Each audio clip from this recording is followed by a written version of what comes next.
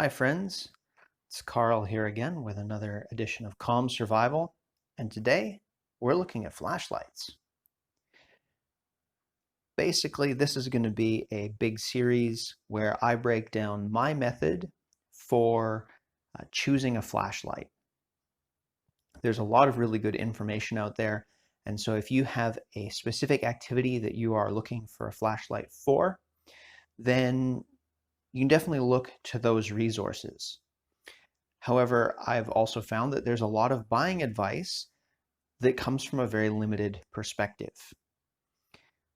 I come at this from having three kind of careers that used flashlights a lot. One as an audiovisual technician. So we're talking being in a semi-professional or professional environment, being backstage doing theater type work, and also having just certain aesthetic and visual aspects that were considerations. I've also worked as an emergency standby medic in the industrial setting, and that can have its own range of necessities and requirements. And I've also worked in the outdoor education and school camps and summer camps, things like that. And again, that's a different set of circumstances. So I think I have a pretty wide range of knowledge, and I can help you kind of piece together what you actually need for either just your spare lights that you're going to keep at home, or if you're planning on doing a little bit of a trip where you're sending a kid to camp. Over the course of this, hopefully I'll cover that. It'll take a while, but we'll break it up into some bite-sized chunks. Now, the first thing that we want to do is, out of all of the options that are on the market, we need some criteria to break things down. We want to know what we're actually looking for. So once we know our goal, and our goal is also going to include our brightness and our duration. Brightness is a bit of an odd duck because you're not only viewing or measuring the light coming out of the bulb or the lens of the flashlight, but how you measure it actually has a pretty big impact on the numbers that a company can advertise. So I will probably reference the FL1 standard quite a lot.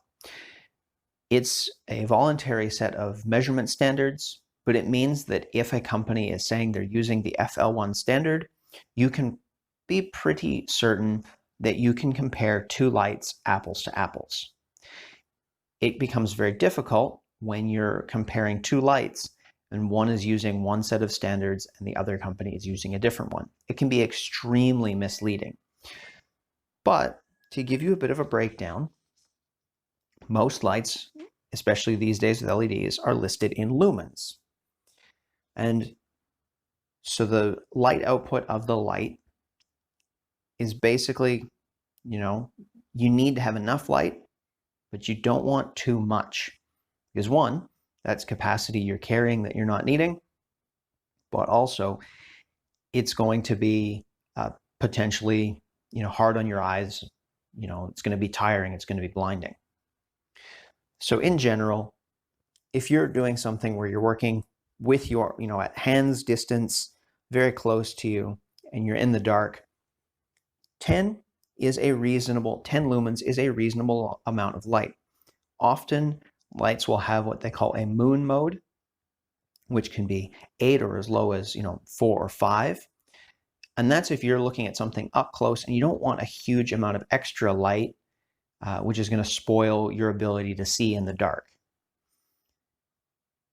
So 10 for a lot of little pocket lights is kind of, a good bottom end for you just need to, get your key into the door lock, but you don't want to actually completely wipe out your entire, night vision, and you don't want to wake up the neighbors.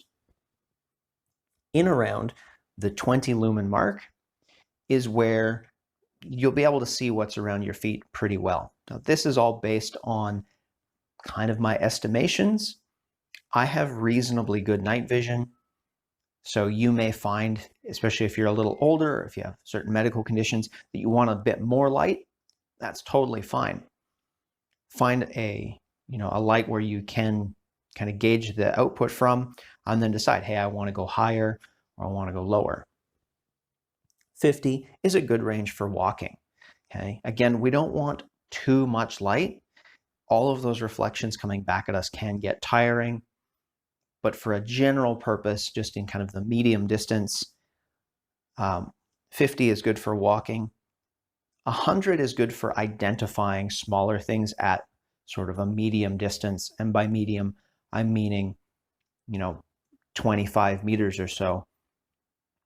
So for a lot of lights, 100 is going to be, good for seeing across a parking lot and seeing if there's a person there. 1,000 is definitely getting into search and rescue territory. A lot of people will talk about using, high-powered flashlights as far as, defensive purposes and things like that.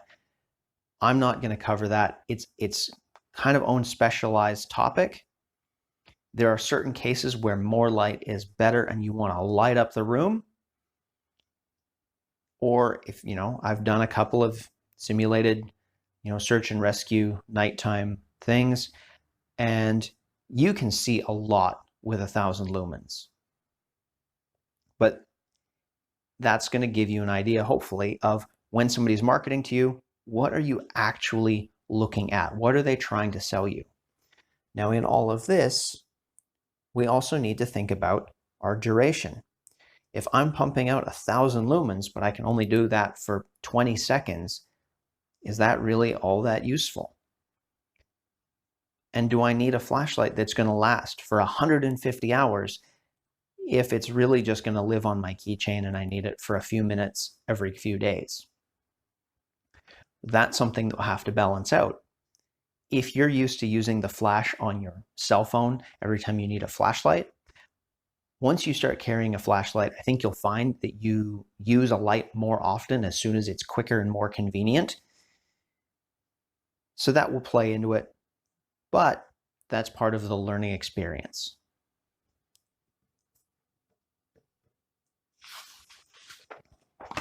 And again, that FL1 standard does take into account how to measure the duration of a light.